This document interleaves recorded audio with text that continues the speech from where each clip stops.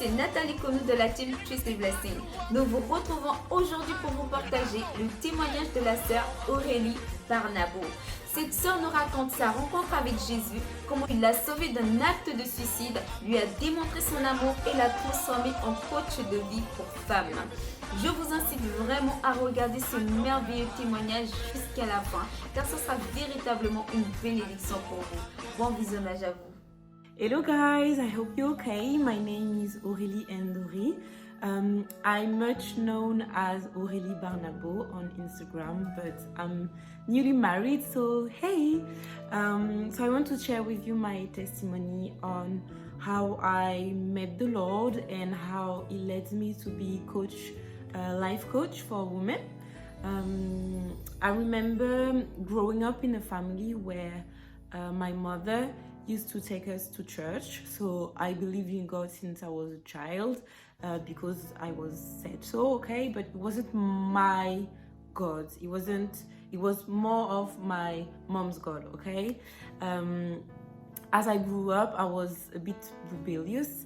I wanted to do things my way, so I was always looking for answers, because I didn't get a lot of things that the church was saying that we could or couldn't do. So yeah, I was always questioning religions. I was always questioning what my mom was saying to us, like God doesn't want you to do that or God wants you to do that. And it was really hard for me growing up because I was feeling different, I was different than my friends, so it was really hard. I also grew up in kind of, I don't know how to say that, but I needed love. I needed attention. I needed love, and it was really hard for me because I prayed a God that couldn't give me that. Okay, so I was like, what the point of praying God if I don't matter, or what the point of praying God if I don't feel love? So as I grew up, I was living my life. I was doing what I wanted to do, and back in 2014, when I was in university, I was raped. And I felt like it was the end of my life. I was like, okay, so it's over. No one needs me. And if someone can do that to me, that means that I mean nothing, I'm just an object. And yeah, I got a lot of crazy thoughts and dark thoughts. I wanted to end my life, and I was in my bathroom, in my student bathroom, and I was with my razor, and I was trying to cut my veins, and I was crying, and my heart was heavy, and I was like, Jesus. I remember when I didn't say God or Abba or Father, I said, Jesus, if you are here, if you are who you say you are, please, this is your last chance, because if you don't do anything, I'm done with my life. And I remember feeling something in my heart, like someone saying to me, like, I love you, and even if no one does, I do, and even if everyone is against you, I'm with you. And I remember that day my heart filled with love, and since that day I never doubt of God's love for me. And I think that it was really in 2014 that I met Jesus, that I met the Lord, because yeah, that was really the experience telling me you are worth it, okay, and I love you, I chose you. So that's how my real life of who I am now began, if I can say that like that, because from like when I was a child to that day back in 2014, I was really empty. I was laughing, I was smiling in front of people, but my heart was deeply empty, and I was really sad. And back in 2014, in my bathroom, when I met Jesus, when I felt love, I was like, okay, I have something to do with my life. Someone's loved me, and this someone is Jesus, okay? So I went in England, in the UK, to do helper work. Like I was there to look after children anyway.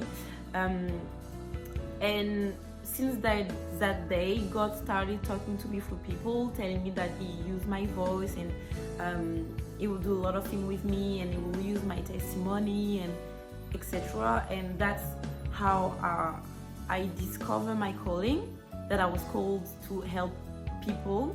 At first I was like, okay, I want to help young people, women and men, I don't care, I just want them to know what God is for us. And God told me that this is more precise, you want to do something more, and then I felt that I needed to help women, not just like Christian women, telling them what to do, what not to do, but helping them discover their calling, helping them understand their potential, and their value, you know, because that's my main calling. Like, I want women to be able to understand what they are called to do, but I want them to love themselves, because God loved them and God made them, which means that they are perfect, even with their imperfection, you know. So that's how I began to do life coach. I went to psychology. I did psychology course at university. I also did a counseling course. I got my diploma and some coaching course as well, and training. So I was like, okay, this is my calling. I know that God wants me to help women, you know, like living their life in the fullest with the potential that God gave them. And that's what I'm doing with my clients, you know, the women that I'm coaching.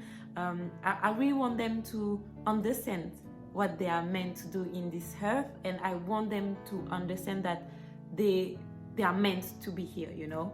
So yeah, and so far God is leading me. I think sometimes it's hard because, you know, being an entrepreneur is not always easy. I have my husband, I have my little daughter, and sometimes I'm like, it's hard, but I know that when God gives something, He provides. So that's faith, you know. I'm faithful because I know that God has a plan with me, and that is part of His plan, and then that I'm in this plan helping women. So yeah, I'm really happy to do what I'm doing. I hope that my story can encourage you people to pursue your dream, and to not letting you defined by your past, because God wants to use your past and make something glorious for His glory, you know. So yeah, be blessed and talk to you soon. Bye bye. Voilà, j'espère que le témoignage de notre chère Aurélie Barnabot vous a béni. N'oubliez pas de commenter, de liker, de partager et de vous abonner. Pour vous qui êtes sur YouTube, votre cloche, activez-la afin de ne rater aucune de nos nouvelles vidéos. Des suggestions de vidéos, n'hésitez surtout pas à nous contacter sur Instagram, Facebook et sur YouTube. Vous aurez les réseaux de notre chère Aurélie. Vous pourrez aller jeter un coup d'œil sur ses comptes. Sur ce, moi je vous dis à très bientôt et soyez bénis.